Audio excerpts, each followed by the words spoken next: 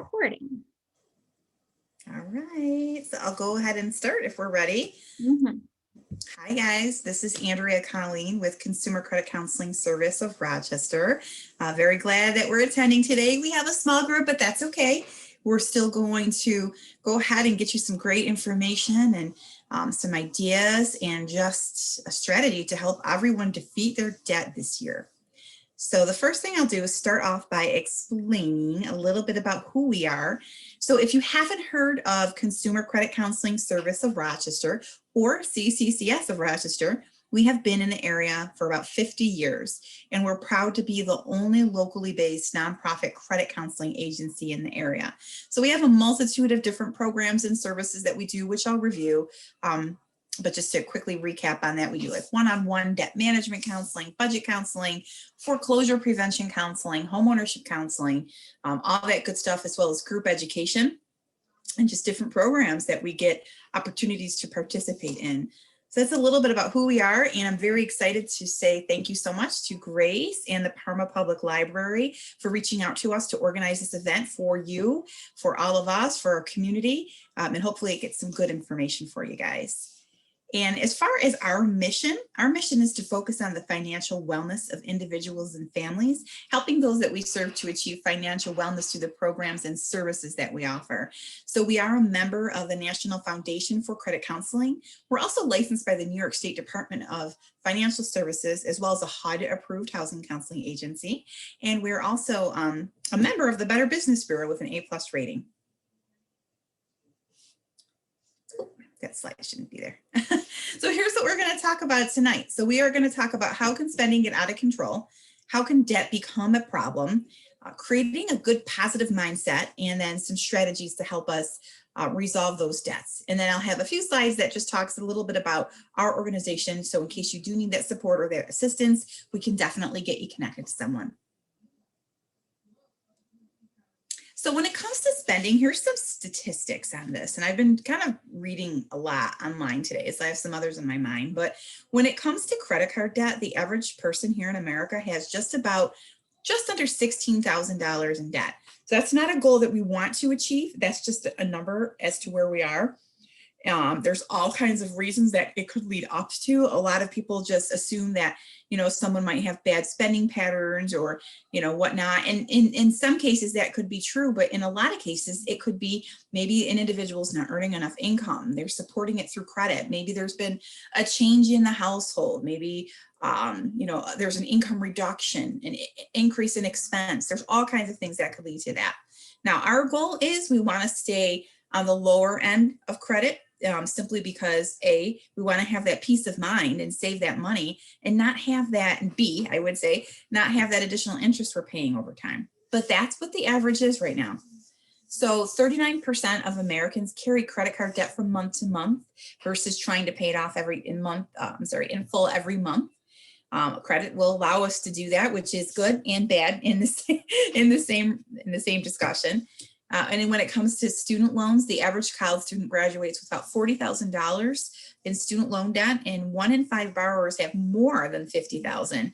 And about 5.6% of borrowers, when it comes to student loans, have more than $100,000. So there was a study done by the Federal Reserve Board, so it kind of gave us that information.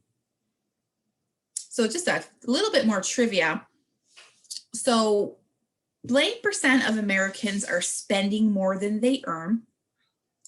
And right now the number is 52. So about 52% of our community spends more money than we earn. And if we really think about how easy is it to do that with the ease of having credit available, lending available, just everywhere we go, it's time to buy something, whether we're online, whether we're in a store, there's all kinds of opportunities to purchase. So a lot of people spend more than we earn. Not that we want to be there, but and the average person spending has increased by about 30% in the last 25 years.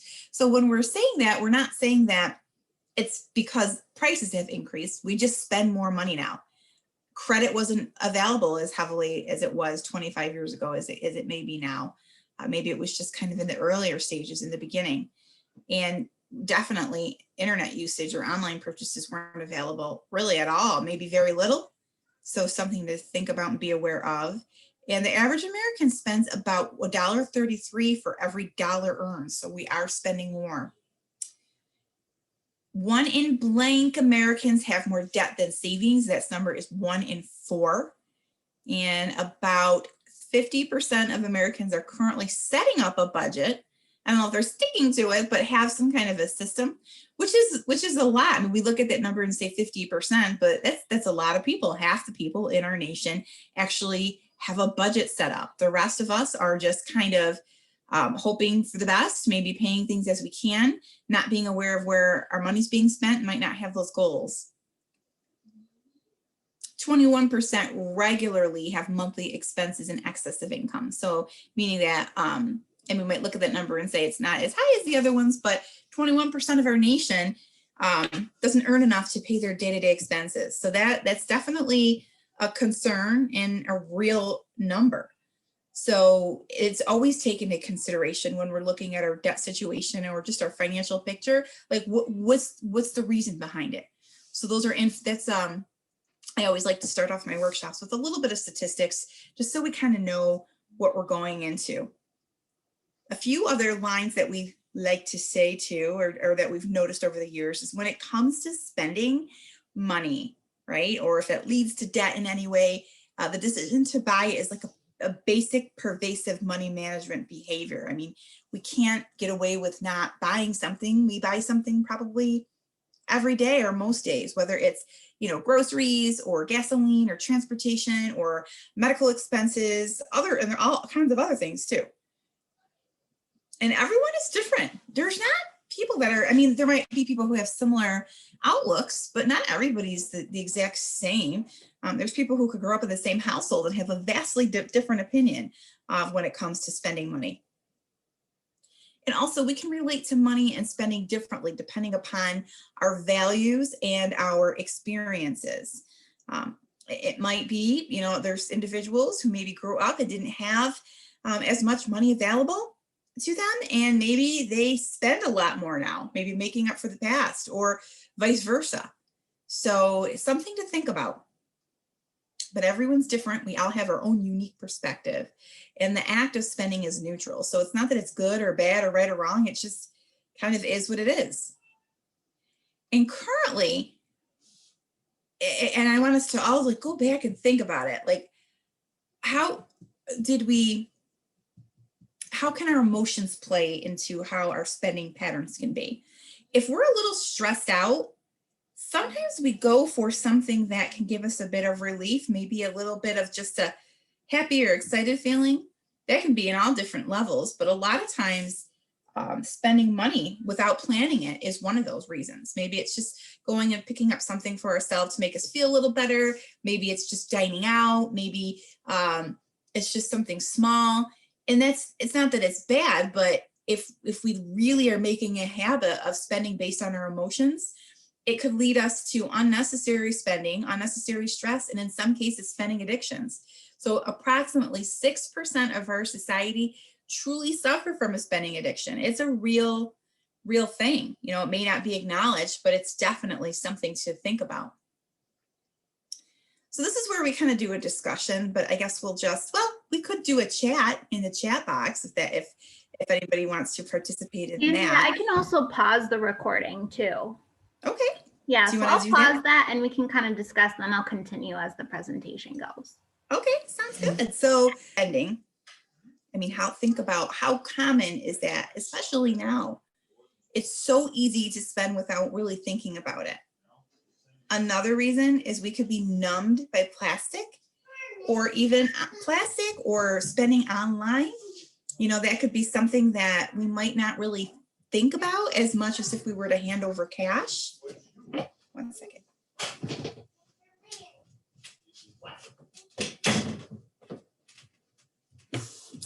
Getting a little noisy.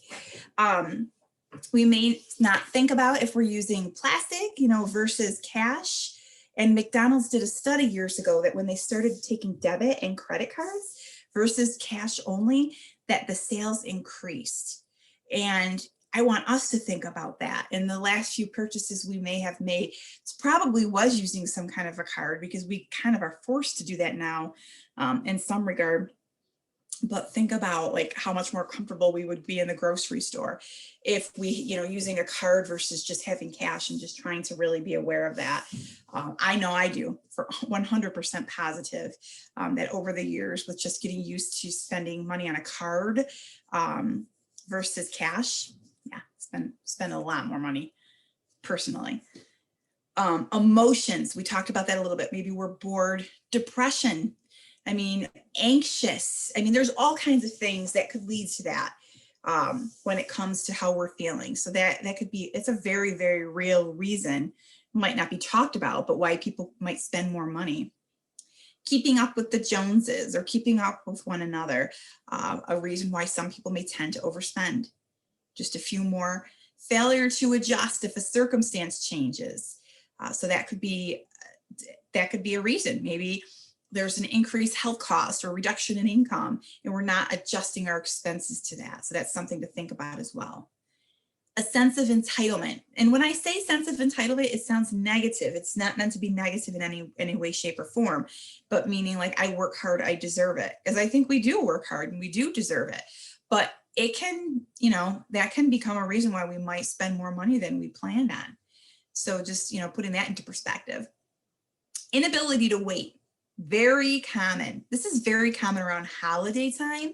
People know that they may be receiving a bonus, or if that happens anymore, or a tax return. And though they might have a plan for spending a certain amount, they tend to increase it or go over it, because in our mind, we know that that's coming through.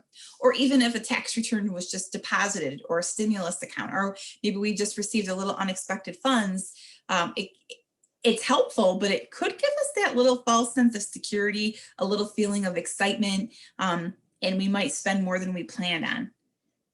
And then another common reason is we can't say no. And that's a very common reason, for individuals that maybe have family members or friends. Some people are just born helpers, and they want to be able to offer assistance in any way. And sometimes that comes to spending and financial concerns.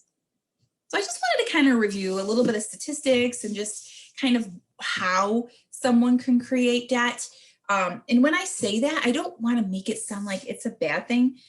People have debt. I feel like almost everyone I've ever met, myself included, can go through like little spurts where you're doing okay, then some debt is accumulated, we start to pay that down, maybe we accumulate a little more. It's almost like a roller coaster game. And when I talk about comfort level with debt, it's really about your comfort level and where we want to be and what your goals are.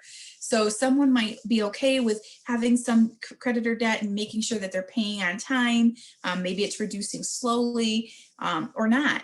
So it's all about what your personal goals are and what your comfort level is. And the last thing I'd ever want anyone to do is to beat themselves up over it, because we tend to do that to ourselves, especially when it comes to looking back and, looking at financial decisions and whatnot. And that's going to stop here. If that's the case, we're going to look at everything and figure out some strategies to resolve it and some resources to assist us as well. So how can it become a problem? Well, if we're using credit for anything other than emergencies or convenience, which is a very common occurrence, or we're not able to pay the balance in full every month. Overspending online is a very big one. Recurrent fees coming out of bank accounts. Maybe we're just, busy or not aware, or there's not enough money to make ends meet, and we keep getting like overdraft fees. That can cause to some debt. I should add it to this one, obtaining a mortgage or a loan or a car loan. I was just reading an article, and I have to like rub my eyes and double check, because I don't want you to mark me on this, but it said there was like 65% of cars get repossessed. And I don't know if I read that right or not, but I wouldn't be surprised if I did read that right. So sometimes we just get pulled into bigger loans, maybe something where our income was higher, or we were more comfortable paying those, and now our circumstances changed. That's a real common thing, that we see. There's other bills that might be a bit too much, so we're compensating by utilizing credit.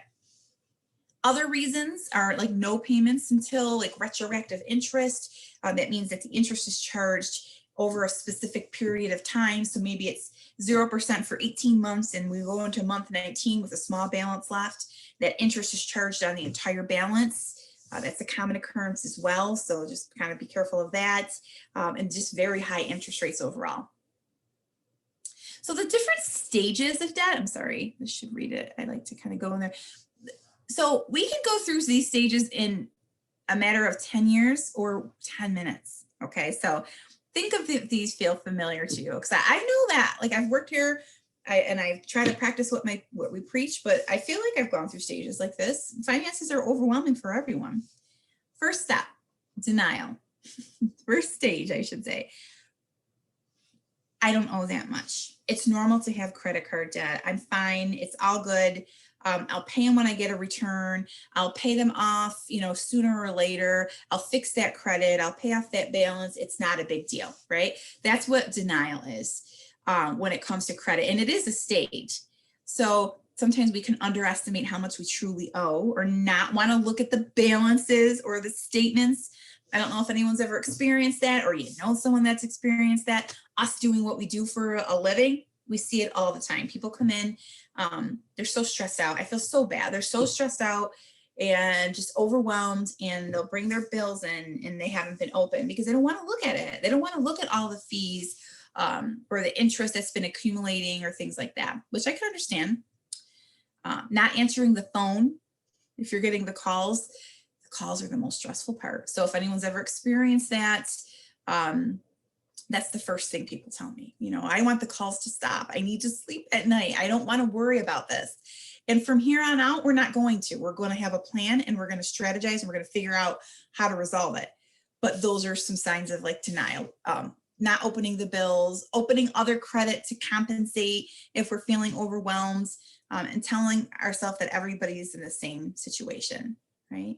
So anger, we could get really frustrated. Those calls, who the anger could go toward? I'm kind of jumping down here first. Ourselves. Maybe it's a situation that's out of our control. Maybe it's a relationship. It could be so many different things. But a lot of times the anger could be put on us, which can cause a lot of anxiety, a lot of stress. Money is very personal. Debt is very personal. So anger, frustration, stress, we could be frustrated with the creditors, the phone calls, whatever the situation is. Someone mentioned depression and anxiety. So here's the question. Do money problems produce depression, or does depression produce money problems? I think it can almost be one and the same. So it tends to sap our energy, and it's hard to focus on things, and it's hard to, feel productive. And part of that could be either spending more or not managing what we currently have. Very common occurrence, especially now. I mean, we haven't talked about, COVID and what's happening with all that, but we see a lot of that. There's a lot of stress right now with everything. So something to kind of think about. Some effects of depression is overspending, poor decision-making, unpaid bills, loss of income. It kind of is a trickle-down effect. So anything we can do to support individuals through this process step by step, we want to be able to do that, and know that we're not alone if this is our situation, or anyone that maybe that we're working with. Oh no, my little slide. I want to show you something. This should be next. I'm sorry, guys. Acceptance. So the final stage when it comes to debt is looking at our situation and saying, all right, you know what? It is what it is. It's frustrating. I may not love it, but what can I do? How can I make this work? What options do I have? What resources can I utilize to help me out of this situation so I can move forward and not have this hanging over me? So it's willing to maybe make some changes, maybe some sacrifices, less blame, more action, a good focus on that long-term outcome, and without having acceptance and without like looking at those bills, or whatnot, it's really almost impossible to progress. It's almost like, I'll use it, people right now, everybody's trying to be super healthy and staying ahead of time, ahead of their weight. You got to get on the scale, right? You got to open up those bills. We have to be realistic with ourselves here and see where we stand. I'm just going to back up a couple. So our next one is mindset. So We know the stages, we kind of did some statistics. So before we even talk about the strategies, creating the mindset and the plan is almost just as important as having that strategy, because in order to really progress, we want to have a strong mind, right? As strong as we can get it and as positive as we can get it about the situation. So looking at money as a tool, right? So sometimes, and a lot of times, and like I said, everyone's in different situations. So I'm not trying to make this a one size fits all kind of strategy, because it's not. But we could feel frustrated. We feel like there's not enough money to make things work. And that could be the case sometimes. You know, we're in hard times right now. But we want to look at any kind of income we have coming in as a tool, right? And how I utilize that tool to best benefit my personal goals and, you know, realities of the debt or whatever it may be is what's really going to make it work. Having more money isn't necessarily going to resolve the problem unless, I mean, it might, but unless we have a plan for that, right? Unless we know what we're going to do with it. In fact, having more money could cause more strain if it's not utilized properly. Ever do that? Ever look back and kick ourselves and say, man, I've gotten all these tax returns and I never really did anything with them. Or, wow, I had that opportunity to make that money grow into something and I didn't, right? Again, this is all about moving forward, but having additional funding or using what we have currently to make work for the best of our benefit. If there is a situation where there ever is extra funds, we're going to really have a plan. We're going to be clear. We're going to be focused. We're going to know where we stand with our debt. We're not going to beat ourselves up about it. And we're going to look at that money as a tool. So that's our tool to help us resolve the bills, to help us resolve these debts. Mentality. So here's a few little things I want us to put in our brain. Delay the day because tomorrow comes faster. So that means let's not wait too long. Let's not wait until spring to start a plan. Right now, everybody's kind of doing it, but or maybe I'll just wait until this or that. I mean, yes, there could be some circumstances where that might make sense, but let's try to attack it now. A lot of times when we might be working with someone, you know, when looking at their debt, they might not want to talk to someone yet because maybe they don't have an income. Maybe they are receiving a lower income because they're in transition with their job, but we would still recommend someone to kind of come in and at least get everything together, get their numbers together. Even if they're not in a position to make the payments that they want, it's still good to devise that plan, right? Because tomorrow does come faster. Think about how fast today came and it's almost done. Is it? There is no rule of thumb. So there isn't something you could say, well, you need to write this down and do this and do that, and it's all going to work. Everybody's different. Everyone's situation is different. So think about that when it comes to create that right mentality. What worked for someone else might not be the same for me. I'm going to figure out what's going to work for me, right? And move myself forward. Oops, sorry. It's not how much you keep. I'm sorry. It's not how much you earn. It's how much you keep, which I believe to be very true.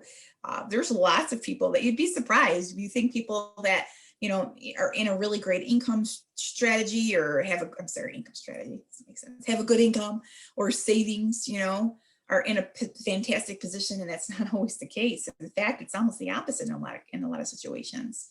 So it's how much you keep and how we make it work for us. And money is like hide and seek. Dollars could be there. We just want to find them, you know, find out that plan. And we don't want to spread ourselves too thin, meaning that when we're looking at things with our new plan and we're figuring out what we need to support our household, we don't want to discount things like or not incorporate enough money for groceries or transportation or whatever the case is, right? And then that's my slide there. And let's focus on progression, not perfection. So maybe I want to spend money a little bit differently. Maybe I have personal financial goals that I'm trying to attain. And I might not be good at tracking every single dollar. Maybe I'm not great at keeping a perfect check register. Maybe I messed up and I spent more. guess what? We don't need to be perfect. This is not what this is about. This is about progressing so that we can reach these goals and give ourselves that peace of mind while saving money, improving credit, whatever the course is. So just something that we want to initiate here. We don't need to be perfect. We want to progress. But when we're talking about progressing, and I know I said this a few times, financial goals are key. That having that purpose, having that drive. And when the goals that we're creating are planned out and written down and linked to, the utmost importance of our life, I'm just going to use paying debt off as a goal. Think of, why do I want to pay my debt? What's the purpose? Will allow me to maybe free up money to purchase a home. Maybe I want to move out of state. Maybe I'll be able to save more money. Maybe there's family, you want to put money aside for college or kids or things like that. Those are those fundamentals that we want to link those goals to. Okay, so we'll just kind of walk through the process a little bit. So we got the strategies here. So we got 5 strategies or 5 components to building our plan. I talked about them a lot. I'll talk about them a little bit more. So this is our getting it all together. Goal. What is it that we want to achieve? Am I behind on my mortgage? Do I need to figure out a plan to get current? Am I overwhelmed with debt? Do I have old debt? Like what's the goal? What am I trying to do, right? So you can write those down, have a plan for it. Budget. So now here's where the difference is. So your budget, I almost hate the word budget, like spending plan is probably more appropriate, but I will use the word budget because we're more familiar with that. So how much money does my household earn? And how much money do I need to support my monthly expenses? All of my monthly expenses. Now, supporting our expenses and how much we're spending, 2 separate things, and we're going to get to that. But what is my bottom line? Like, what do I need to support my mortgage, my taxes, my rent, my car loan, my credit cards, all of that good stuff? And then number 3 is like being real with ourselves. So maybe there's certain things I don't want to not do without. A lot of times people will come in and say, I'm going to cancel my cable. Maybe you don't want to cancel your cable. And maybe that's what you like to do. I mean, and that's okay, or I'm never going to dine out again, which isn't always realistic or whatnot. But just like being real with ourselves and knowing what we can't negotiate right off the cusp. Action steps, make a list. What do I need to do? Do I need to get my bills together? Do I need to pull a credit report? Do I need to evaluate my statements? Do I need to see where I am for retirement? Do I need to get my score? Do I need to see exactly how much I owe if I add it all up? And guess what? That's okay. We're gonna do it. But those are those action steps. And then your backup plan. If this doesn't work out, what am I gonna do? What are my options here? And that's okay. Just to kind of, that might be, maybe I will talk to a credit counselor. Maybe I will, go on some kind of plan or program or reach out to the creditors or whatever the case is. So those goals, I talked about this a little bit, but let's just revisit that for a minute. Think about why we want to reach that goal. We know, like if it comes to debt, I can guarantee this conversation, we want to pay off the debt. We want to pay all that interest. We want to maybe improve our credit. We want to have more money, right? So that might be the goal, but why? What are other goals? What are other things that we're going to get out of that? How is that going to make us feel? How is that going to make us happy and allow us to live a better life? So when we're defining this goal, we want to think about 3 things. What the goal is, achievement amount, and the time frame, and kind of organize it and write it out. If it's about debt, get our numbers together, look at your statements, pull your credit report. You can go to annualcreditreport.com and you can actually get your credit report once a week for no cost. So definitely would recommend doing that up until April, which is not that far away. Isn't that crazy? Look at your budget, start your current monthly expenses, write it all down. So, you know what? I got some tools. I've got some tools sent over. If you like Excel, I have some Excel spreadsheets you can utilize. I have just worksheets I can email if I don't know. Yeah, absolutely. Okay, so we could do that. So that could be helpful. Yeah. Or you could talk to one of our counselors. They can help you through this too. I know I got some really cool tools from the National Foundation for Credit Counseling. I forgot about them until this very moment. So, and then do the comparison to see what your current bottom line is. Just want to check it. Okay, great. I'll get you some worksheets. I like worksheets too. So this is just an example of someone's budget. You might look at it and be like, what? This is kind of off. We're not trying to make it perfect here. We're just trying to show you someone's making $1,700. Their monthly expenses are $1,800. We should probably update these because maybe these aren't that realistic anymore. But guess we're just trying to show there's a deficit of 100, right? So we got to figure out what to do. Not the end of the world, but if we didn't start here and get real with it, we're not going to know how to fix it. We wouldn't even know there's a deficit. We probably would continue to use credit, feel overwhelmed, start overdrawing bank accounts, all that fun stuff. So now we know we have a short of this person. It has a deficit of $100. So now, and I would recommend, sometimes I feel like this is a bit old fashioned, but it really isn't. I mean, there's a lot of ways that we can bring technology into this if we like, or we don't have to, is writing it down. So when we're looking at this person's, what they spent, this isn't their bills, this is just their discretionary expenses. They spent $175. So if they have a monthly deficit of $100 and a weekly total of $175, that means if they can shave off about $25 a week, we're going to be even. If they could do a little more, we'd have a surplus. So not that we're going to analyze every little expense here, because we're not. I mean, this person isn't right or wrong or good or bad, but what we can see out of this is look at how quickly the little things add up.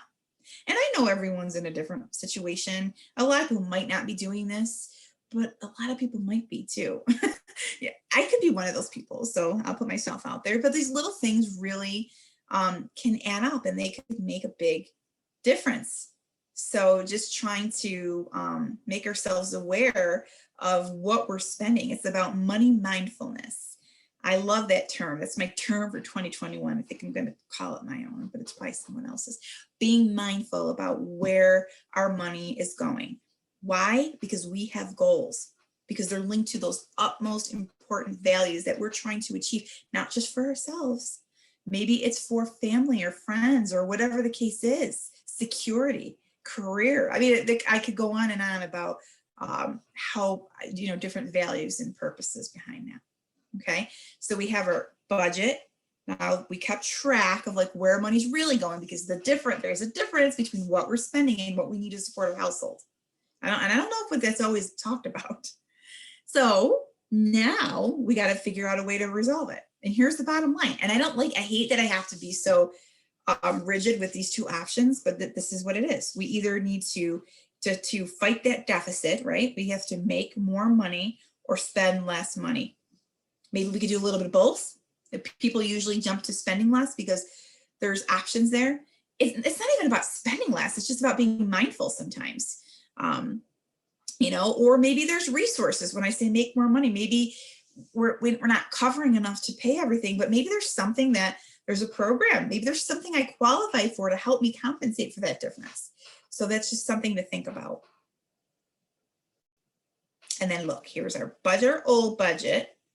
And then the new budget, right? So they have a little bit of money left. And then they have, they have a deficit and now they have a surplus. So they were able to increase their income a little bit and they reduced some expenses. Again, some of these, I'm sorry, like the phone thing, I should probably update this a little bit, but nonetheless, they were able to make a few changes. So now they have that $240. So we all know $240 is a lot of money and $240 is not a lot of money at the same time. If we don't have a plan for that $240, it can go toward nothing. It could just be frivoled away for the month and not realize it. So I don't know if that's a word, but again, we're gonna make it a word today. On little things, so easily. So let's talk a little bit about a plan. So we got a little money left over. So this is if we're trying to defeat our debt, we got to get our visual, we got to get a system here. right? So we want to transfer our information to some kind of cash flow tool. So my very favorite tip and my favorite slide is the calendar slide. So utilizing some type of a calendar so that we have a system. You could do this on your phone. You can write it out, whatever you're comfortable with. So the first thing we're going to do with this calendar is we're going to put our pay dates in, right? Whenever we get paid. And if it varies, we're going to average out what we're netting. We're not going to worry about the gross. We're going to look at our net, what we're taking home. And the second thing we're going to put in is all of our fixed expenses, my mortgage or my rent, my car loan, my insurance, my taxes. We're going to put all of that in. If there's things like insurance that we're not paying every month, we're going to break down what the monthly figure would be, and we're going to put that in. And then the last thing that I think people forget about are, because fixed expenses were fixed expenses. We know what those are. We know those are most important. And then you hear the word flexible expense, if you've heard that word yet, which I'm sure you have. Flexible expenses, they sound like, oh, okay, that's okay. I can wait on those. But flexible expenses are necessities. Flexible expenses are transportation. They're groceries. They're the things that we think we can skimp on, but we probably end up spending more than we even think about on those things. So put those in our budget. I know every week, if we're going to the store every week, or we're going to the getting gas every week, or whatever, the daycare, whatever it is, average it out per week, budget it out per pay period, right? If it's our credit cards, just put the minimum payments, not pay the minimum payments, put the minimum payments on our calendar, just so for now, just so that we know when they're due and they at least amount that we need to pay. Okay, because what could happen really quickly is we could see, if we don't have some kind of a system and you're just going online and looking at your bank account, we see what we have in the bank account and it says that's what I have to spend. I know I got a couple bills to pay, but that's what I have to spend. And we might spend it, use a little credit, play the game, pay the bill, I could go on and on. I'm going to cut myself off there, but it's just important to utilize that calendar. And then we want to look at our debt. What is it that we're dealing with? Okay. Is it unsecured? Unsecured debt means something that can't take away from you if you don't pay that debt. You can still be tortured and there could be lots of fees and calls and all that fun stuff, but they can't take it away. So that would be our credit card debt, charge cards, overdraft accounts, things like that. This is usually what we're seeing a lot of, but everybody, it just depends. Is it the secured debt? Is it this car loan I want to pay off? Is the mortgage I need to pay off or get current on? Is it non-interest accounts? Old things, medical bills, collection accounts. Is it that kind of stuff I'm trying to resolve? So past due utilities, write it all down, organize it. Whatever we have in our brain that's making us crazy over money, put it on paper and let's devise a plan and call us if you need help organizing it, okay? Because we can help you with that. Is it non-dischargeable debt? I feel like this is on everybody's brain, but like student loans, big time, right? Which have been extended. If you're not aware, the loan deferments have been extended until the end of September. So if you currently have a federal loan, no payments are required and interest won't accrue. So you could still make payments, but I think you have to apply for it. So a lot of times what we're seeing is that people that have student loans, if they did have some creditor debt, is they're really trying to attack that debt, or hoping to attack it, but they might not have a plan to. So it's just something to think about, right? Or so is that debt unsecured, secured, non-interest, non-dischargeable, student loans, maybe it's taxes or child support, and categorize them and look at our total. And you know what, even if it's a big total, we got to figure it out. So see if we can do it on our own. Look at our budget, look at what we need to support our household, trickle in that calendar, figure out what we're spending and what we can or can't give up, and then figure out a plan. Right? Do I make monthly payments on everybody? Am I going to take some of my taxes and pay off a couple balances and commit to not using them? That's a big part of it.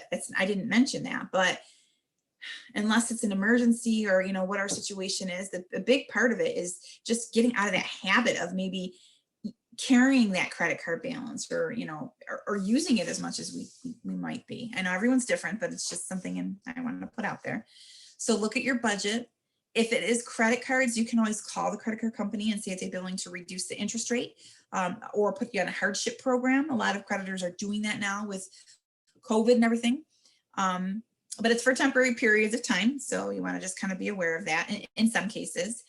You don't want to settle anything in current, that's current. So settling means paying less than what you owe, because that will impact the credit score.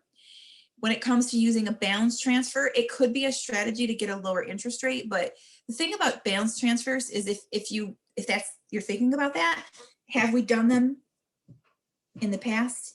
And how many years have I been carrying this debt? Because even if you're getting 1%, if I've been paying this debt for 20 years, that's a lot of interest. And if I don't feel like it's reducing or going anywhere, that could be part of why we might be spending. It's that false sense of security. So I'm not saying they're bad, but there is a fee usually to transfer that balance. What's the interest rate going to be once my periodic expires, once that introductory time expires?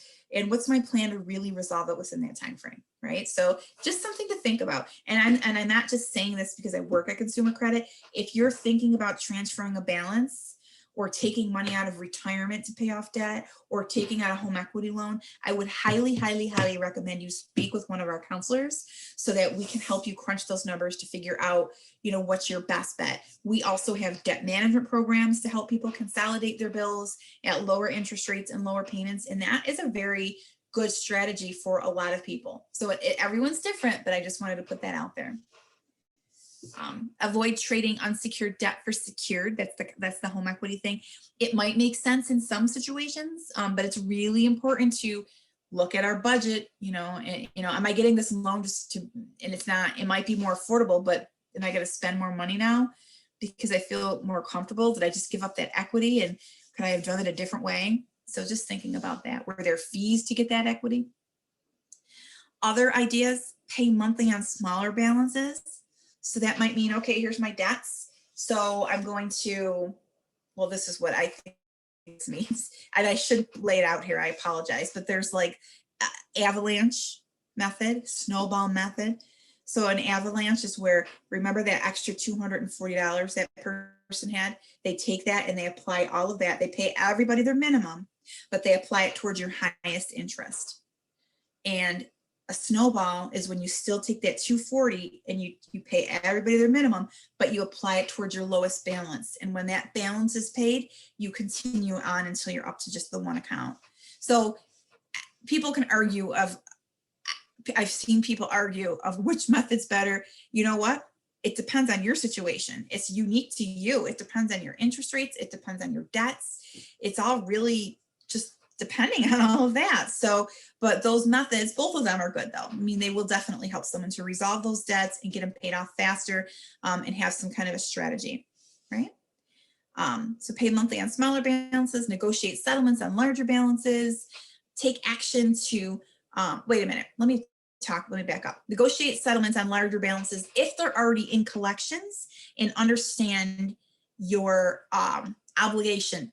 Okay, so everyone's like, debt settlements are bad. It's not that settling a debt is bad. Settling a current debt will hurt your credit. Even an older debt could make a little bit of an impact, but if it's about to go to like judgment, it could be a good thing to try to settle that debt out. But what you don't want to do, or what you do want to at least be aware of, is that something you can negotiate on your own. Get it in writing, and anything you save more than $600, you're going to get like a tax, I want to say 1099, but I could be wrong, some kind of tax form that's going to indicate that you save that money. So you got to file it with your taxes, if that makes sense. So just understand, not that I'm an accountant, because I am not, but just understand the tax ramifications of that. Take action to avoid judgment. So we want to, if we're about to be sued for something, we want to make sure that we're taking action to try to avoid that. And then look at your time frame. Look at your debt by your monthly payment. Is it going to pay me off in 3 years? Is it going to pay me off in 5 years? I'll be honest, it depends on the type of debt that it is. When it comes to unsecured or creditor debt, the goal, I would say, is try to pay it off in less than 5 years. Maybe it's possible, maybe it's not, but that's just a good goal to shoot for, because if we start going too long, especially with higher interest rates or compounding interest rates, those fees are, it's just a lot of money that accumulates over time when it comes to credit. But just, think about that. If it's our mortgage, the mortgage time is typically 30 years.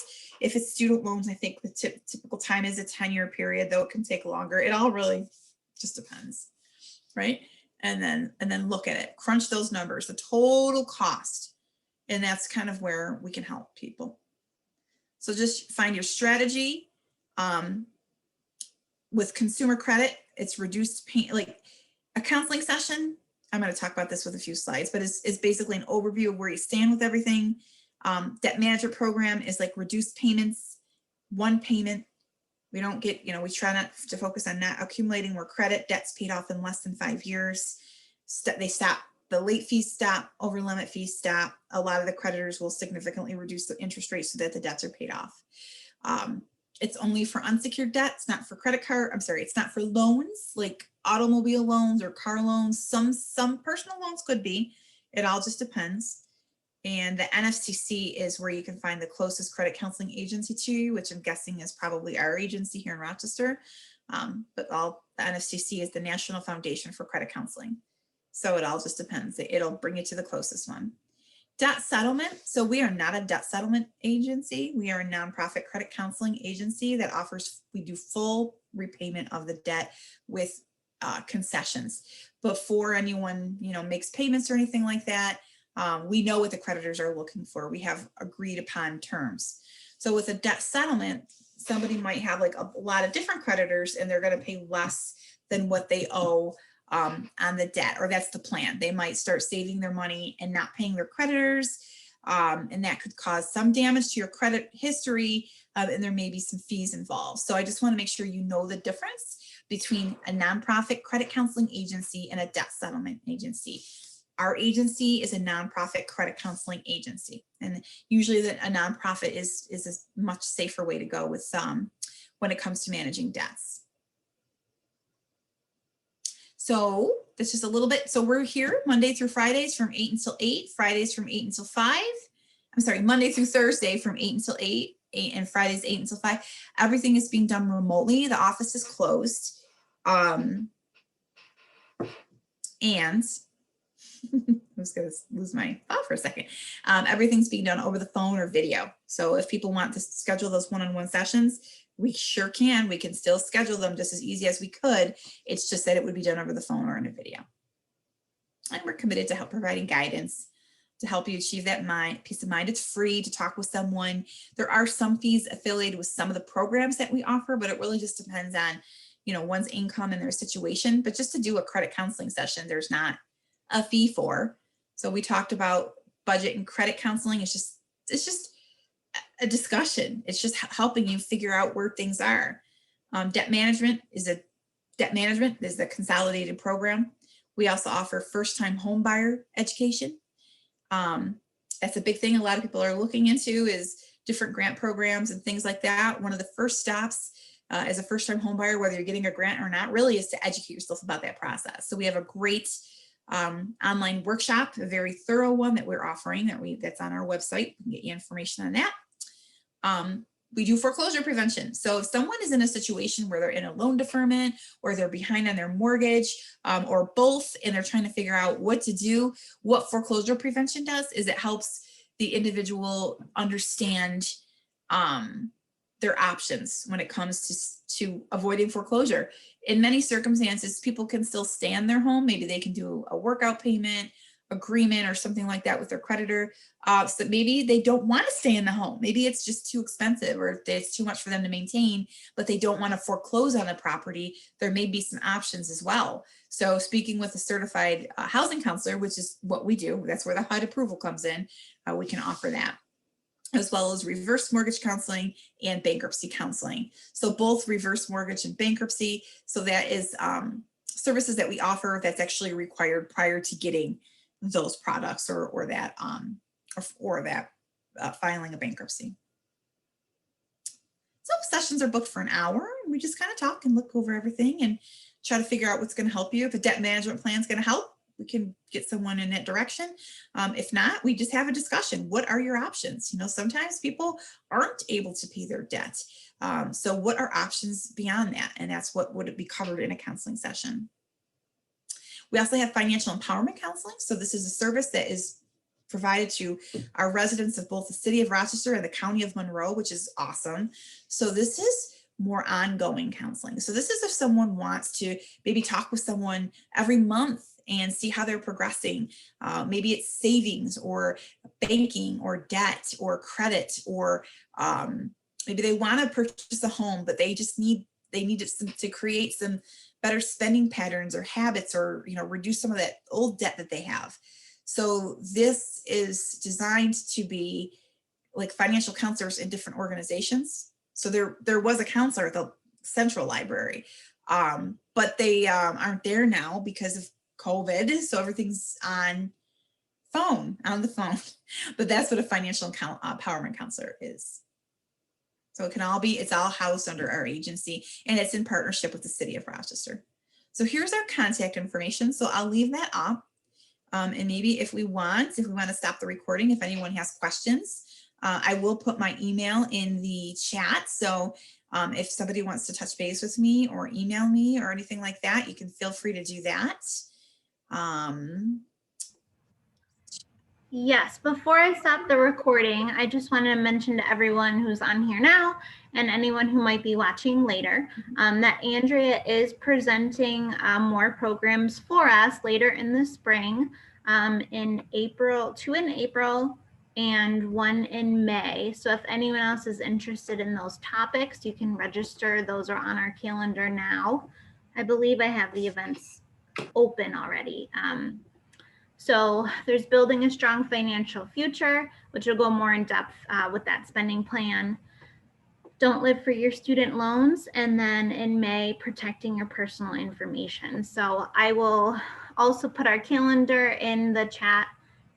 So thank you, Andrea. And then I will stop a recording in case anyone else has any questions. Thank you guys so much.